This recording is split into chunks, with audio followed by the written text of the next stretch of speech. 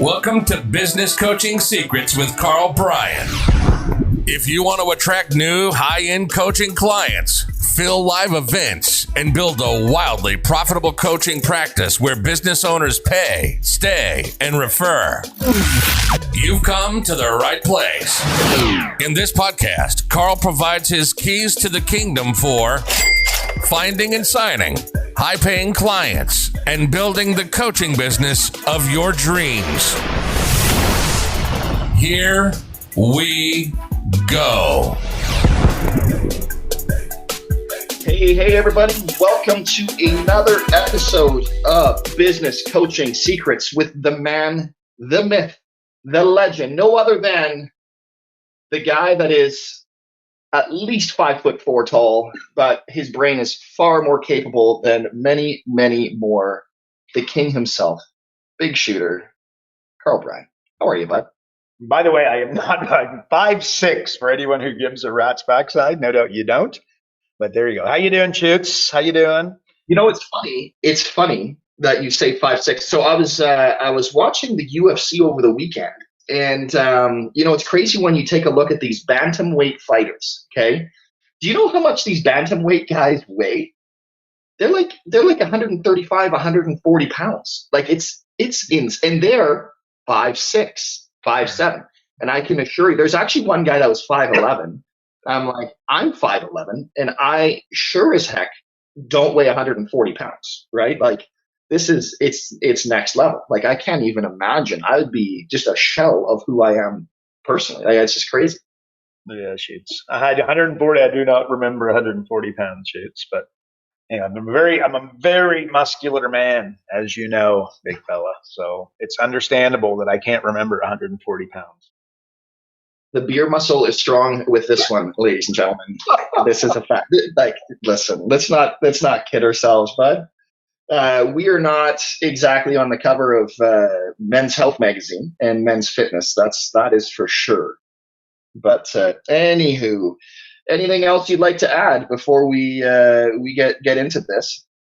Actually, yes. Speaking of 140 pounds, I saw your wedding photos there, big fella. Those are you've grown a bit, man. You weren't hitting the gym back then, and you are now. Different man. It's crazy. Right. So, yeah, I celebrated my 12th wedding anniversary yesterday. And looking back at those photos, I'm like, it's crazy. Like, I was just this wee little man. It was it's kind of interesting. But you know what? I probably in those 10 years, I would say I look like I've aged about 2. So that's a good thing. Right. You're handsome. So there you go. There you go. But I appreciate that. All right. Leading in, great pre-show, by the way. Really good stuff there, talking about events, reciprocity, all that sort of thing. We'll tease you more about how you can get on the inside at the end of the show. But just the one thing I really wanted to just add to that conversation, Karl, if I may, just for a second, is you'd mentioned tracking and really keeping track of the sort of the closes you're using, the angles and the approaches that you're taking, and sort of tracking all of your prospects. And I thought, in a way, what you're really doing is you're gamifying, right? Like you're making it a game of almost taking the pressure off yourself, kind of going, okay, on this close, I'm going to try this, and just to see if it works, right? And I just thought that was kind of cool. That really actually want me to wrote down real quick because I think that was I think that was pretty helpful for those listening. So I think maybe let me just real quick, let's rehash that. Right. By the way, we opened up. I have name envy, which is very weird. I realize, but Karl Bryan, right? I get called Bryan multiple times per day, certainly multiple times per week, and I have 2 first names. So when I see somebody with a cool name, these are the guys that I open. But anyway, so I opened up Mark Lincoln. Of course, then I asked him the elephant in the room, do you have a Lincoln? And he said no, right? But then the next one, I'm like, well, I'll go to another Mark. And lo and behold, the Mark below him was Mark Ford. So we opened up Mark Ford, and Mark Ford does drive a Ford. So there you go. So we've decided that Mark Lincoln is going to buy a Lincoln here soon. But anyways, but far more importantly, we were talking about doing, they're picking up the phone, speaking to business owners, solving some problems, yada, yada, yada.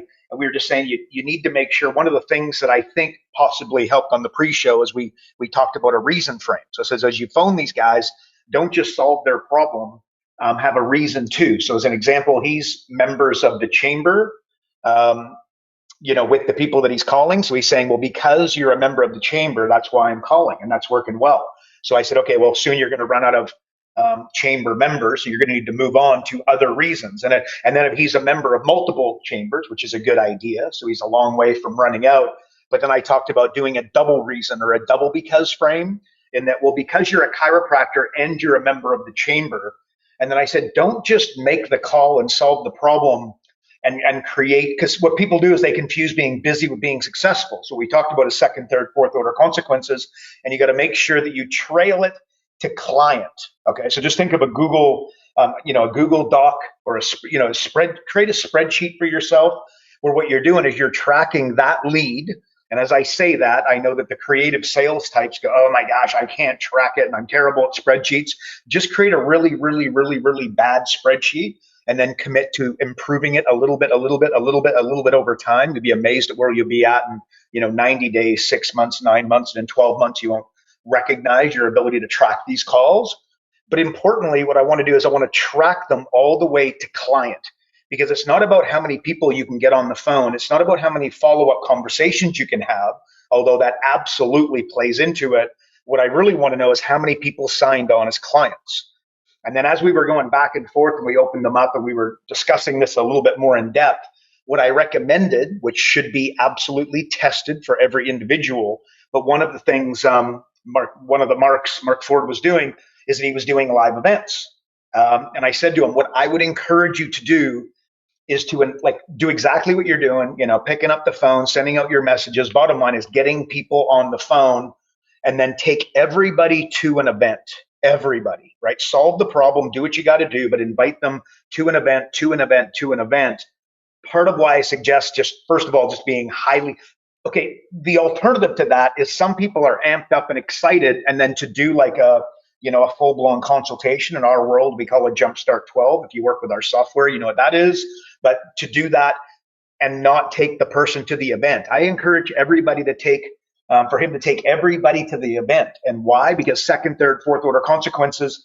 What I found personally is when I was coaching clients, when they saw me speak in public, I had a higher level of respect. I had a higher level of preeminence, a higher level of credibility in their eyes. So therefore, my retention was significantly higher on the clients that saw me speak in public. So you see the way, again, for me, it wasn't about how many follow-up appointments I could get. It's not how many people I could get engaged on the phone, although those things were all measured. What I really wanted to know is how many coaching clients did I get? How many credit cards did I get?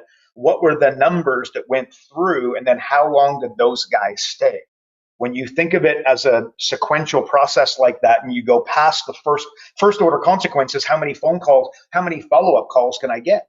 And you should track that. But if you go significantly deeper and significantly further, you're going to find that your data is going to be significantly stronger, and you can avoid the old confusing being busy with being successful. So that's what we chatted about in the pre-show, double because frame, and then leading everybody to the event. And one other thing we went over is he was going to be doing evening, because everybody's busy, and you do morning, afternoon, or evening, right? Pretty obvious the reasons why. And I just made him a $10 bet, which I could be wrong. And this is where we said, make sure you do your data.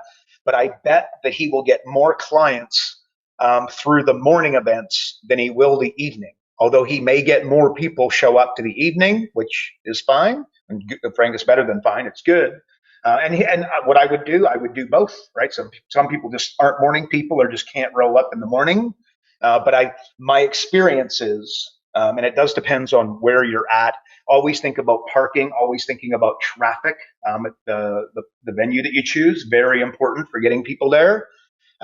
So the morning events might be a little bit better. But Road Dog, just for everybody listening, that's kind of what we went through. And I think that there's some things that I'd be following in what I just said if I wanted to make a number of hundreds of thousands of dollars as a business coach from a standing start. So there you go, Shoots. And listen, when we did our events, we did mornings, but the one thing that that we can both agree on is, so both of us coming from Vancouver, where again, when you're in a major center, typically, and again, totally stereotyping here, typically mornings are going to work better. But one thing we noticed here in Kelowna, like Karl, those after 5 events. So in Kelowna, they've got I don't know if it's the chamber or who the heck puts these on, but they've got these events called after 5, and it's like 2 hours. And it's like there's like 200 people that go to these things. So that's another thing, right? It just depends on your city and on your market.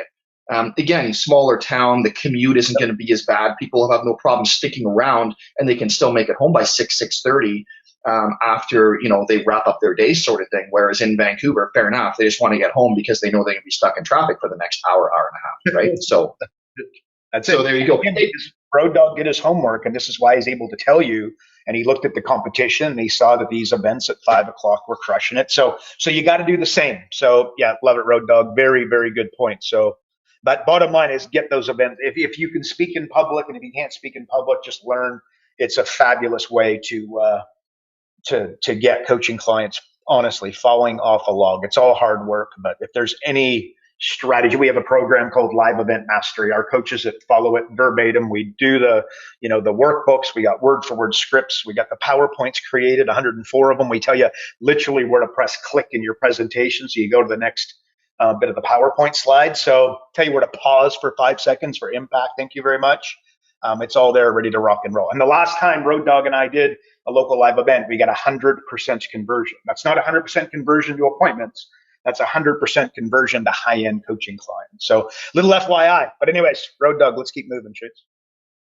Well, yeah, we are like the Pet Shop Boys, right? With your brains and my looks, you just can't lose. Hey, listen, good 80s reference there too. I'm going to try and incorporate at least one per episode. Listen, I wanted to circle back. I've got it written down here. I'm not sure how deep you want to get into this, but we've talked about mental models a whole lot lately. And remember the 4 mental models there, from movement, money, status, and relationships. There was a question that I had written down here. I'm not sure how deep you want to take it, but I sort of know the answer, but it's like, which one is most important for business? I just wanted to throw that past you and see sort of if you had any thoughts around that. Yeah. Okay. I just want to make sure. So the most important mental model for business, as opposed to just general, is that the idea? Like for a business? Correct. Yep. Okay. Okay. I'm going to say I think 80-20 should override every decision that you make in business, right? Like, again, is it 80-20? And if you've heard me talk about it, hopefully you have, but it's not just 80-20 is a great start. But then I want you to think, go 80-20, 80-20, 80-20, and you're going to end up like 80-20 becomes 95-5, which becomes, 51, where 1% of your activity, 1% of your clients represent 50% of the revenue, the efficiency, the productivity, et cetera. It's a good question, actually. So because I talk about inversion. So, okay, number one would be Feynman technique for learning. Okay, so that's a complicated way of saying, can you teach it to a child that's 12 years old? Okay, so you got to learn something at a level and not just learn it, but then be able to deploy on it, like explain it to a 13-year-old so they can automatically get it. And as I say that, I'm going to dare say that the average business coach goes, okay, look, I totally get that. Totally makes sense. Okay, now I throw it to you and I say unique selling proposition, explain it to a 13-year-old and have them understand it. And I would challenge you, and I would dare say that you haven't taken 5 seconds ever to come up with examples and really, really simplify. And by the way, if you work with us, we don't do unique selling proposition. We actually teach you market dominating position, which is a unique selling proposition, but about 50 times as powerful, where basically it solves the number one problem. But when you do that, it forces you to simplify. So come up with, okay, really good way of doing it is to give an example. Okay, because remember, there's things people know they know, there's things they know they don't know, and things they don't know they don't know.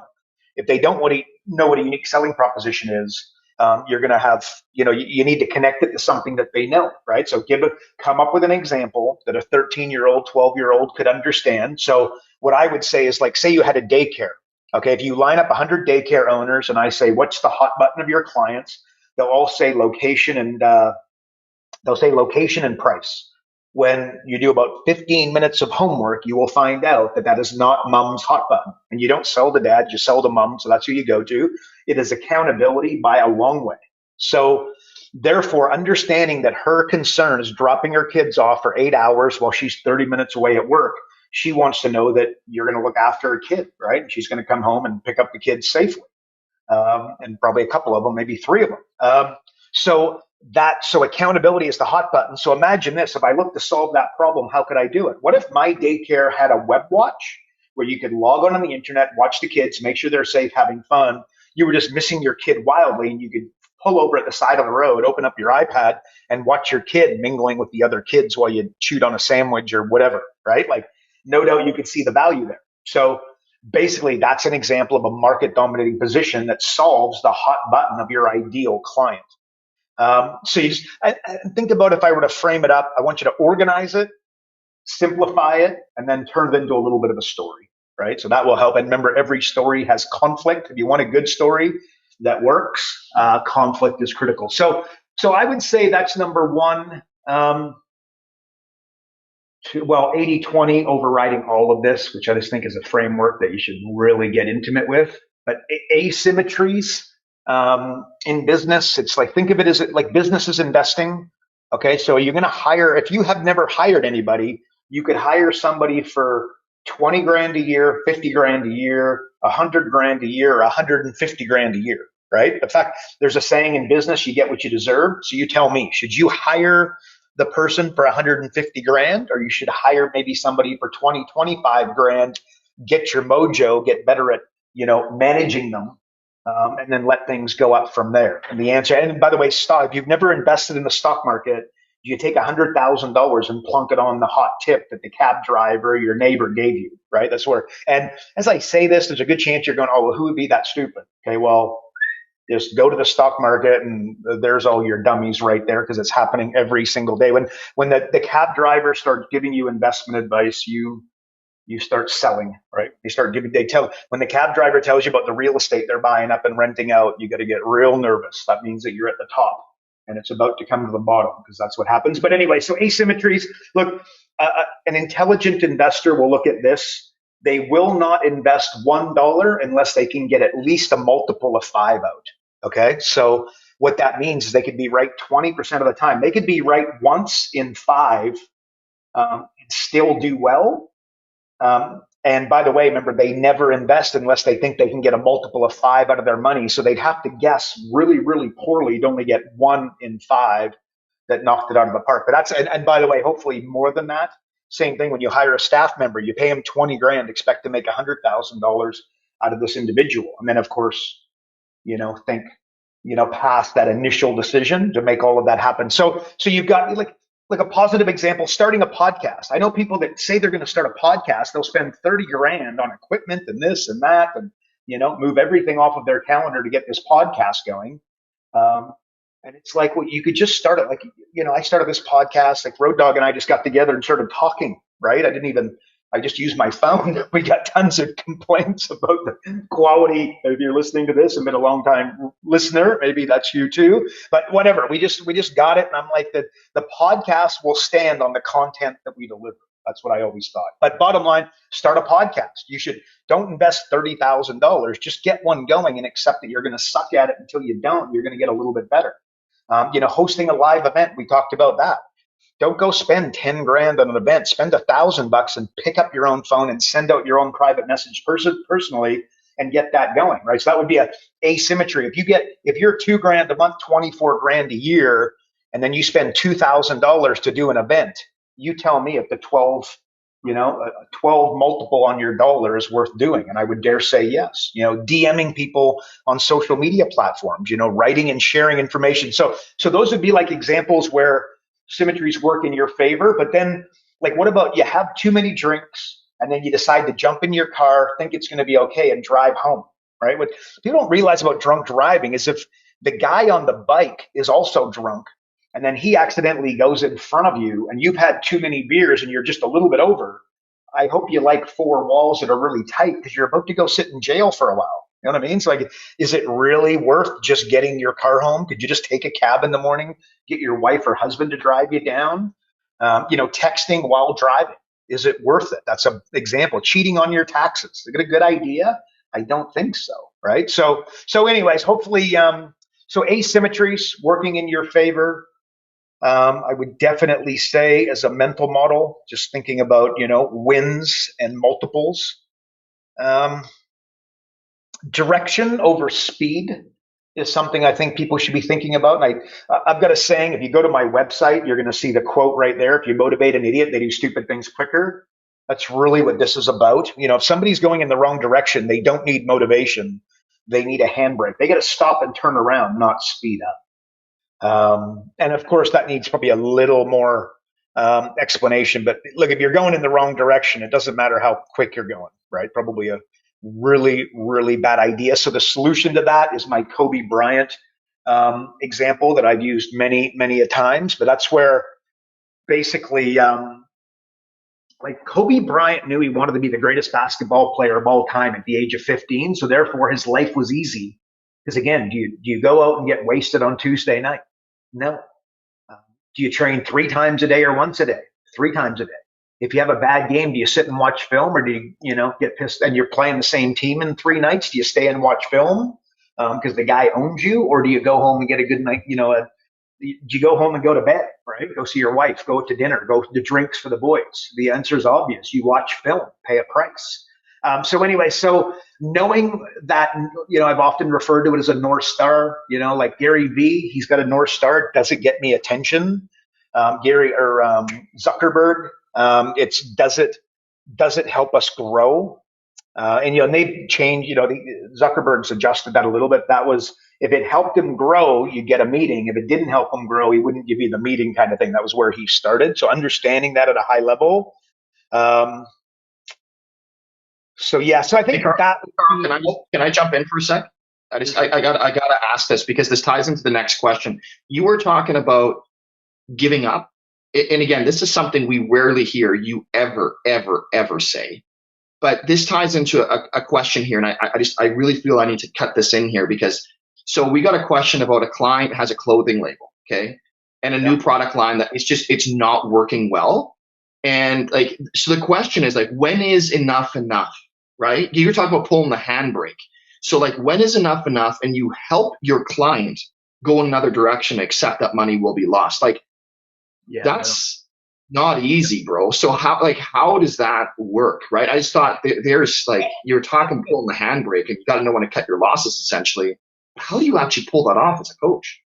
What would I say? So look, it's money and focus. It's not just, it's one or the other, so you can concentrate on what will be lost, or you can help them, what's going to be gained by that focus as an example. Like a critical skill of a legit entrepreneur, not like the real estate agent as an example. And I don't mean to disrespect real estate agents, but it's just a real entrepreneur, somebody that's building something, knowing and accepting the concept of withdrawing when necessary is what I'd say.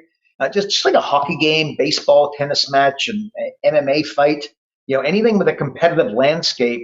There's things that are totally unpredictable. Like what I think it's Muhammad Ali. Everybody's got a plan until they get punched in the face, right? Maybe that was Tyson. And we actually talked about it last week. Business is war, Road Dog, right?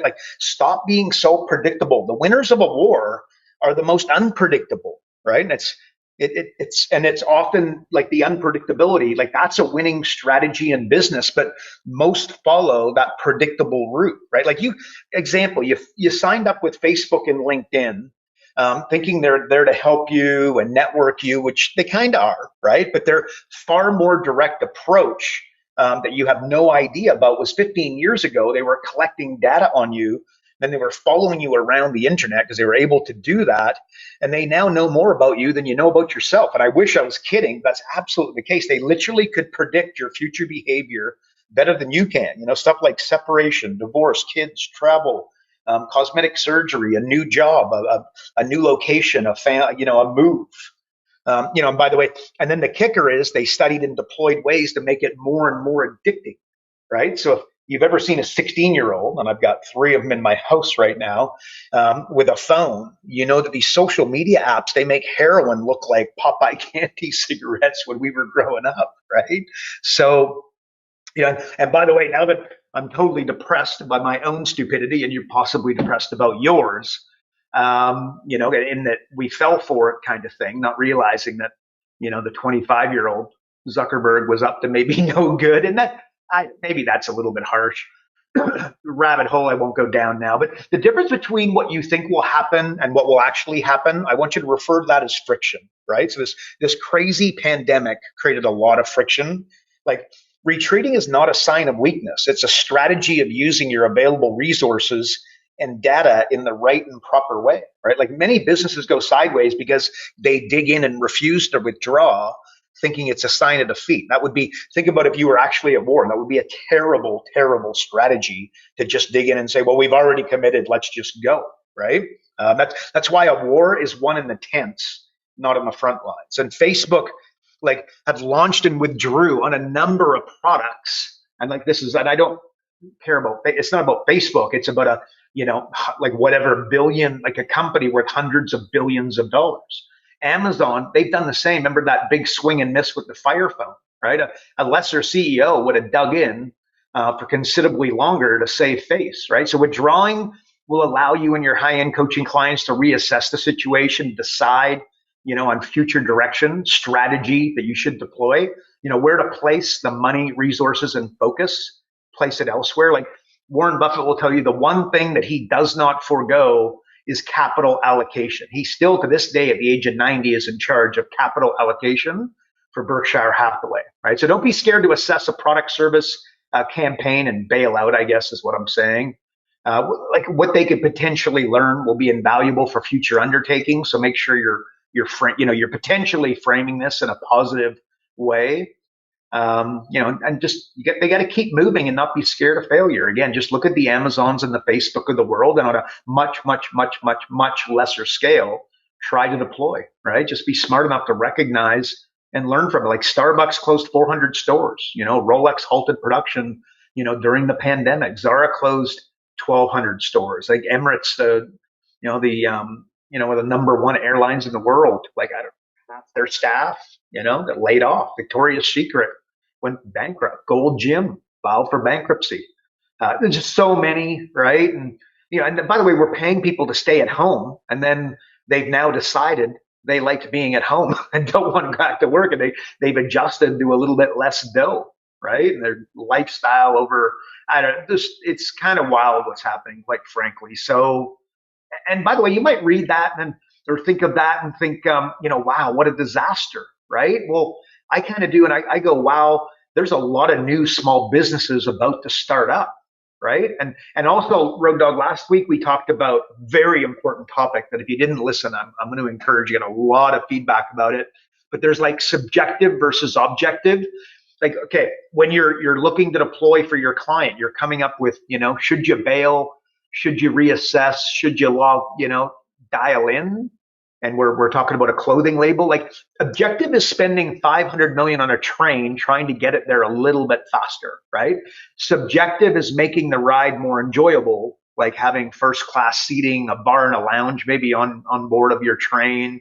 Maybe you want slot machines, like a little mini casino. But on average, business owners don't think like that. They just go objective, objective, objective. They're cheaper, better, quality shirt, right? So, I don't know, help your client navigate the psychology of bailing.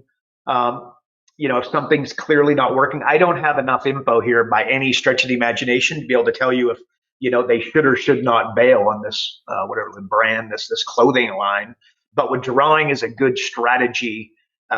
If the stars are clearly lining towards this is not a winner, that same time, money, and resources could be put into something much better. It's why businesses fall over from growth over lack of growth, right? Lack of growth is easy to manage, like really easy to manage.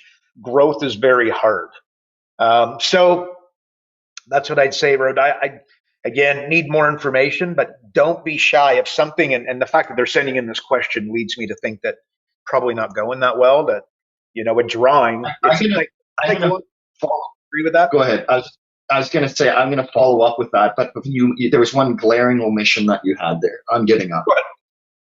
McDonald's pizza, like that was one of the biggest flops ever. By the way, there you go. But so. And I don't know, the rumor that I had heard, and again, who frickin' knows, but like it was because the problem apparently was the drive-through windows weren't wide enough, so they had to tip the box sideways, and all the topics ran off one side.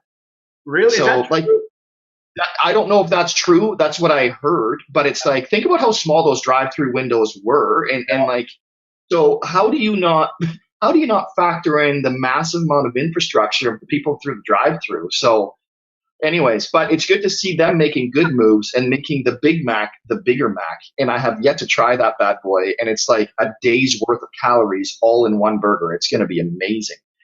All right. We're talking about a clothing label. So, and I can't even imagine how cutthroat that industry is, right? Like that is a tough business, I would have to imagine. So would you have any advice on how to actually do, like, I can't believe I'm going to ask you on clothing and fashion. Oh my God. So, okay.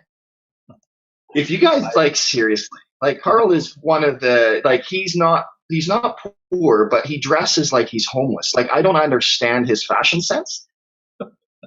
It pains me to ask this, Karl, but any advice on starting a successful clothing label? Again, at the local bar, I'm often referred to as homeless Karl, if you want to know. So there you go. There you go. Agreed, shoot. So we'll have to like capture this moment, like maybe create a little NFT around this that you're asking me fashion advice. You heard it here first, folks. Look, I think that's a good, like, how do you look, clothing label? I know this space pretty darn well. I would so I would create a framework before I just go, okay, how do we do it successfully? How do you do a clothing label? Think contrast. In fact, I wrote about this very recently. Like an example of contrast is like a high-end hotel. They had complaints about slow elevators. Okay. Got a quote. It's going to cost them $2 million to upgrade the elevators, the cables, the gears, the motors, the new cars, whatever it is, right? Before they agreed to that, a $16 an hour employee gave him an idea of, well, before we go and spend 200 million or whatever the number is, some godly amount of money, why don't we make the elevators glass, and maybe that'll solve the problem, right? So the quote was, whatever number of millions for the new elevators, for the gears and the cables and the new cars, and the quote for glass was, a couple $100,000. By the way, problem solved. The problem wasn't slow elevators. The problem was boredom, right? The moral of the story, psychological insight is just as valuable as technical insight. So there's a lot of clothing labels where they're going in there. You buy like 10 trees, I think it's called. You buy a t-shirt and then they plant 10 trees for the trees. Tom shoes. You buy a pair of shoes and then you get a freebie. Make no mistake about it. They're not talking about how great their shoes are or great their t-shirts are. It's the psychological, wow, what a great cause, right? So like high level of customer satisfaction can come with low levels of expenditure. Like what did I say? Wine tastes better in a heavier bottle, right? Beer, like Road Dogg and I like to have a beer once in a while. An expensive beer normally comes in a tall, slim bottle. Right? Medicine works better when it's more expensive. A sporting event has got better energy when it's in a full stadium. Music, you love Bon Jovi or you love Guns N' Roses. If you listen to it louder, you're going to enjoy it more in the moment, right? Seminars, talked about this. Seminars at an appealing, a lot of business coaches are doing their seminars at Humpty's, at a local restaurant to save a few bucks. And Road Dogg and I are going to, the yacht club. That's like, where's the most expensive place in town? That's where we're doing it. Or the Chamber of Commerce or the Board of Trade. Those also make sense because it's like the chamber's putting it on. You don't have to say that. It's just this automatic assumption, and that can increase conversions, get a lot of people there. So thinking about contrast, like a high-end place versus a low-end place can dramatically increase your attendance. By the way, before you go and book that, hang up the podcast and go book your high-end event. Two things: traffic, parking. Okay, so always thinking about that, and that'll affect the times of your events. I wrote this. Rolls-Royce, like they exhibit at yacht shows and airplane shows, right? Like they're cheap in comparison to an airplane and a yacht, and then logically and by far a home run. But a lot of the people there can afford their cars, right? So these are all subjective. That I dare say the T-shirt company, the clothing label's not thinking like this. They're thinking, how can we get a higher quality T-shirt for a slightly lower price? Like, as though that's going to matter. And no question, an excellent piece of clothing is better than a bad piece of clothing. I mean, it's just obvious. But like their packaging, as an example, would be a better place to start. In fact, let me just tell you this. If you have a clothing label, two things: you got product and distribution. Back in the day in the 80s, it would have been 50-50, 50 product, 50 distribution. Like if your pair of shoes was $100, it'd be cost you 50 to make, and then 50 to distribute. So just so the product's obvious, the materials and the people paid to sew them together. The distribution is, how do you get it from China to the airport, from the airport onto the plane to New York, from New York onto another back of a truck, from the back of the truck to the warehouse, from the warehouse to the whatever you call it, like the barcode on it, right? And then up and stocked, and then pull it down. You get it. By the time it gets to the retailer's storefront, that distribution, think of it as 90 distribution, 10 product. So to sit there and find ways to make your product better, well, you'd be significantly better off to think distribution. So Airbnb, Uber, Amazon, Craigslist, these are all distribution plays, right? So what they do, the internet becomes the middleman, and that's why they're able to do what they're doing. And that's why you see these billion-dollar unicorns, and we're all wondering what happened. Well, that they took the distribution all day long, twice on Sunday, dropped the mic. But like back to psychological influence, right? Like remember when discount airlines came into play? Because you got to back this up, is what I'm saying. So discount airlines came in and they highlighted all of their shortcomings, like no assigned seat, no free meals, you're going to pay for your own drinks, we're not giving you any for free.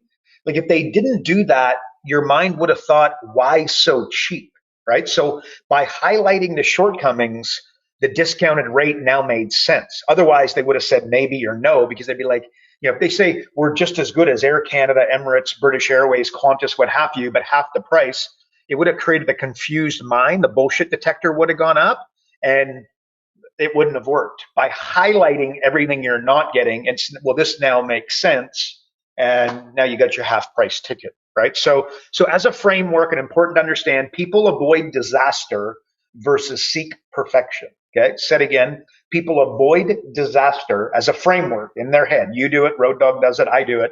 We avoid disaster versus seek perfection. So that's why, you stay with loyal brands like Nike, Heinz, Apple. You don't realize what you're really doing is playing it safe. You're minimizing the variance in your life, right? And remember, your brain is designed to protect you, not make you happy. Your brain's not designed to make good, positive decisions for you. It's designed to keep you safe, right? So the extra expense to buy the Nikes or the Heinz ketchup is like insurance against a bad experience, which is what you're trying to avoid, to stay safe, right? So it's why you end up at McDonald's, like we just talked about, not ordering the pizza, according to Road Dogg, right? Because they couldn't get it through the damn window. But it's like why you go to McDonald's, because it's not going to be any good, but you know exactly what you're going to get, and it's going to be good enough, right? So so hang on, I just want to make sure here's something really important on brand. Whoever sent this question in, you want to take this to your client. Here's why most clothing labels don't work. The most successful clothing labels in the world, brands, have a hard good attached to it. Okay, so Nike without shoes, there's no Nike. Gucci without the purses, there's no Gucci. A hockey, think of a hockey, like CCM is like a really popular hockey brand, right? So there's no CCM memorabilia and t-shirts and whatnot getting sold without the CCM skates. So I've got a friend, my good buddy's goddaughter. What was she doing? She's got this clothing label. She's looking to get in. She wanted some advice to do. I said, what is it? Without going into it, it's a high, she's got a Jeep and it's all muddy and it's an adventure brand. I'm like, tell me about your brand. Like, what is it? Tell me the story. So it's an adventure brand. And then I said, so what do you do? She starts sending me these photos. I said, how do you take these photos? She goes, oh, with a drone. And I'm like, oh, can I see your drone? She shows it to me. I go, here, do you want me to, I said, I might be making you a lot of money. Listen to what I'm about to say. I go, start doing drones, okay, with the adventure, with the adventure clothing. And then this could take it to new heights. Okay. So the hard good with the soft good is the t-shirts, the shorts, the bikinis or whatever they're doing, right? Or what your client's doing, but connect it to a hard good. So like Billabong is nothing without the surfboards, right? Rip Curl was nothing. So you need the hard good. Nike's nothing without the shoes. So that's what I would be encouraging them to think. And of course, this is not a black and white statement. But it's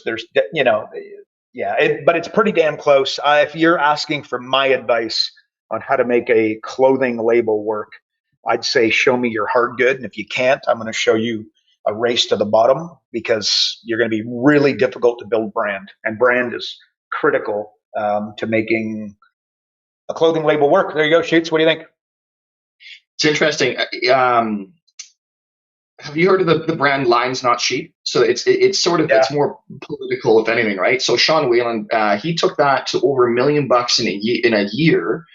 But again, not because it's they're that much more amazing than the next one. His packaging, the boxes that he ships in are beautiful. Like you talked about that, right? The packaging of it all, wow. Like he'll even throw in to the odd one like a personalized note.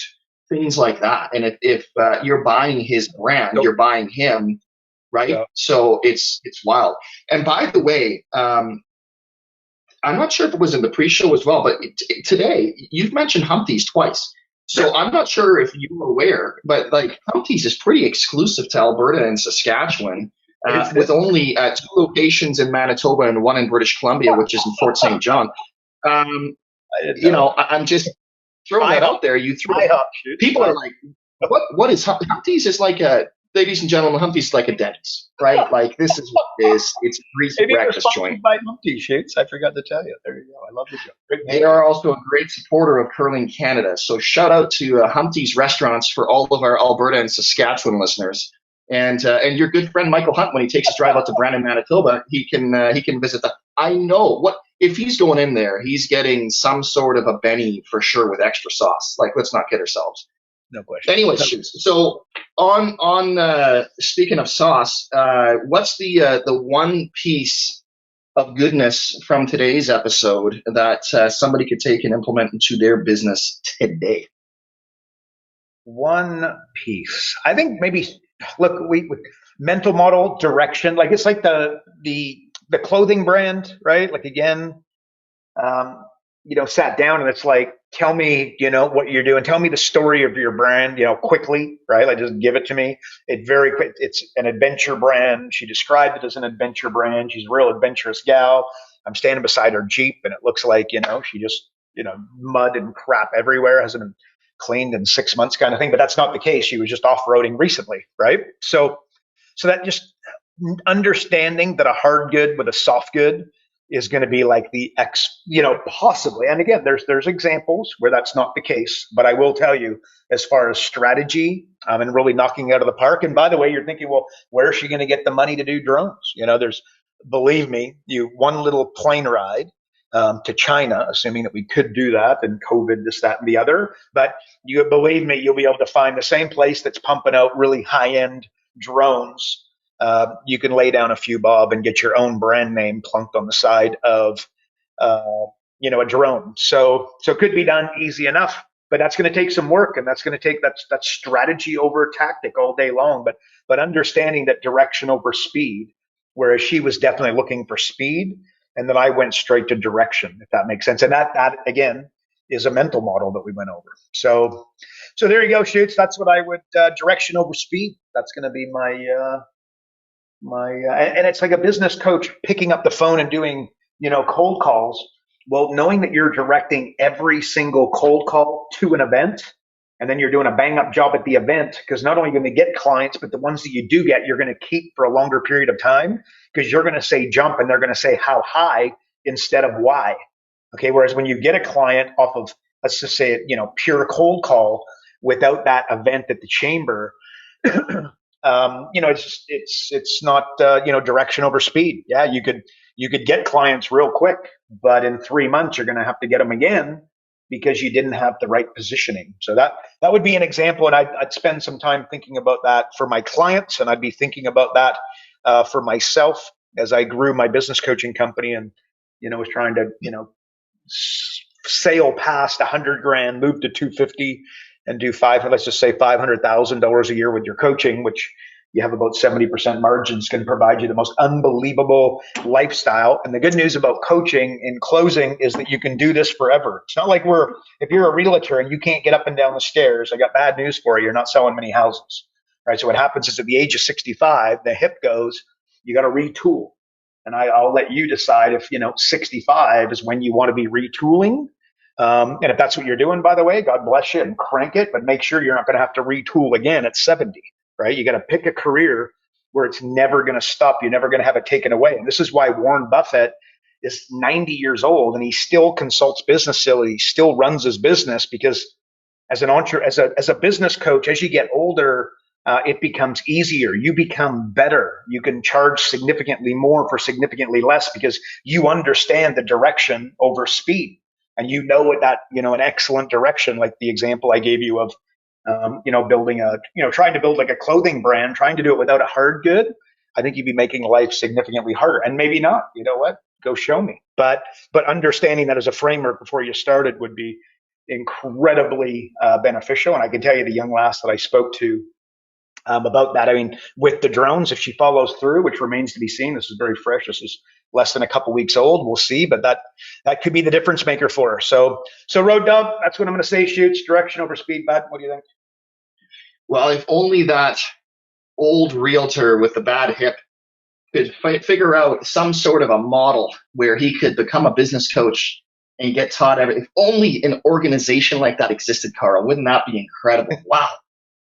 Anyways, on that note, there it is, folks. Like again, we're talking to coaches here. So guys, if you're in an industry and you're talking to people and they're like, man, I really want to retire, I want to do this. They know their industry. We've got all the tools that we can help them become business coaches, right? Like this is a no-brainer. You bring them under you teach them how to be a coach and help them provide the tools. It's a no-brainer, right? It's a 101. So free plug, Carl. There you go, Shoots. Hey, can I just I want to make sure because I love it. But like, here's the thing. Okay, so like as an example, if you knew somebody who owned like a newspaper as an example, they sell advertising, direction over speed. They sell ads for how much? Hundreds, maybe $5,000 would be like an expensive ad in a newspaper and a coupon book. I'm talking the old school stuff, right? Digital marketers included in online directories, but like old school. And there's plenty of newspapers and there's plenty of magazines. Well, instead of selling advertising, what if they had advertising for hugely discounted rates, potentially free? And then what they did is they brought them in and they did consultations and sold, instead of selling $2,000 ads, they started selling consulting at 12, 24, 36, 48 grand, right? And the beauty is not only do we charge, say, 36 grand for coaching, but you got like 70% margins, right? So now you got massive margins. Well, the margins on their little $500, $1,000, $2,000 ads are significantly less than that. I'll give you the red hot tip. So what you're doing is you're going to this business and then you're adding a consulting division with massive margins and high units of sale. So like another example, if I had a company where I sold mugs, t-shirts, and promotional goods, well, if you understand that world, right, they make points. Let's say they get 20% net margins. Well, why does somebody buy mugs, t-shirts, that sort of stuff like we talked about today? Well, because they're trying to brand, but they really don't know how to brand, quite frankly. So what if you went to those folks and you said, why don't you run ads for free golf balls? Because everybody loves free golf balls. You get them on the phone. And not all free. You're just going to do 100 free golf balls, right? It's going to cost you a few bucks.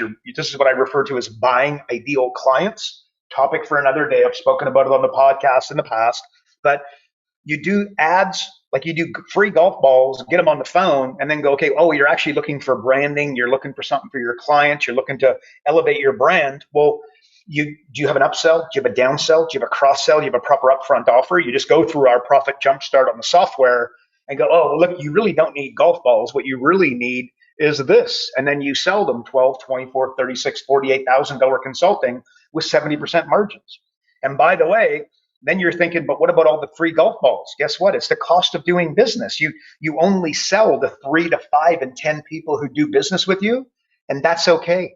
Okay, and if you want a framework for this, maybe I'm out to lunch, maybe I'm pretty smart, go to Facebook, and you tell me what percentage of people spend money on Facebook. And it's like 0.001%. And it's to the tune of billions of dollars, right? It's the ultimate freebie. LinkedIn is the same. I've talked about this many a times in the past, but it's a business model as opposed to working out how we're going to pay the mortgage this month. It's direction over speed times a million. So what Road Dogg's saying is exactly like go and, if I was selling websites for a living, again, I would personally build websites for free. And then why do they want to get inside their head, right? Just go common sense corner. You don't even need to ask anybody. They're looking to drive traffic. They're looking for leads. They're looking for branding, et cetera. They don't need a website for that. What you do is you build them a free website and then help them with an upsell, downsell, cross-sell, proper upfront offer. You create a business model for them. You help them actually build a proper company. So you do is you build a $2,000 website for free, outsource it to Indonesia, and then sell them $12, $24, $36, $48,000 consulting with 70% margins. Only 3 in 10 people who get the free website spend money with them. And at the end of the year, they're going to crush it. My first ever business coach owned a networking organization. Exactly what I just described is basically what we did. Instead of selling networking for $800, he started selling coaching for $12, $24, $36,000. He created $330,000 in his first 6 months. Operating as a coach / consultant, game changing, direction over speed, totally changed his business model. So Road Dog, a little bit of a rabbit hole there, but high five. Absolutely. I hope everybody's digesting that because that's how you can really, really, really, really crush it. So we have a program where you build a team of coaches. Those are the types of people you want to put underneath you. These are the types of people that should all have consulting divisions. And by the way, Deloitte, okay, what I just described too loosely, Deloitte, have a look. They're a multi-billion-dollar company. This is what they do. But it's war, Road Dog, right? Like they're not predictable. What you think you're signing up with Deloitte is totally different in a roundabout way to what they deploy. It's stop being so predictable, right? Let's think outside direction over speed. And I just described business models in a nutshell. Think Facebook, think LinkedIn, think Instagram, and go from there. What do you think, Road Dog? You agree?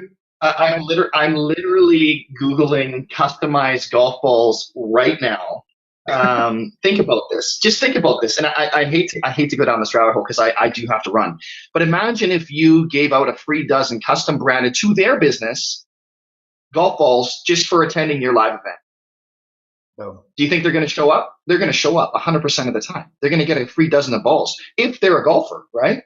If nothing else, they can give it to their clients. Like again, it's going to have their branding. Like it's a home run. Nice. Anyways, you got me on a tangent here on all this stuff. Anyways, there goes my research for the day. All right, we got to cut it loose. There's one question I cannot wait to get to. It's literally been on my sheet for about 3 weeks. I can't wait to actually get there next week. And it will be good. And it's in regards to speaking of events on your networking sort of efforts, if you will, and the type of events you're attending. So there's your teaser for the next episode. Thanks for tuning into another episode of Business Coaching Secrets with the man on top of the hill, the dancing queen himself, King Karl. And if you're not on the inside and getting access to the pre-show and you aren't getting Karl's daily emails or just want more information on how to build your coaching company, or as we just discussed, maybe building a bit of a team underneath, visit focused.com and subscribe today. Also, if you enjoyed the podcast, as always, please share with a fellow coach or someone you might think would be a fantastic coach. And of course, we'd appreciate it if you'd rate the episode as well, as we know that iTunes, Spotify, all those streaming places give an insane amount of weight towards reviews. So if you like what you heard, leave us a great review. If you didn't like what you heard, just skip past that section maybe. And that is it for another week, folks. Remember, progress equals happiness. We'll see you in the next episode. Karl Bryan built Profit Acceleration Software 2.0 to train business coaches how to find any small business owner more than $100,000 in 45 minutes without them spending an extra dollar on marketing or advertising. This becomes a business coach's superpower. So as a business coach, you'll never again have to worry about working with business owners that can't afford your high-end coaching fees. Check us out at Focused.com.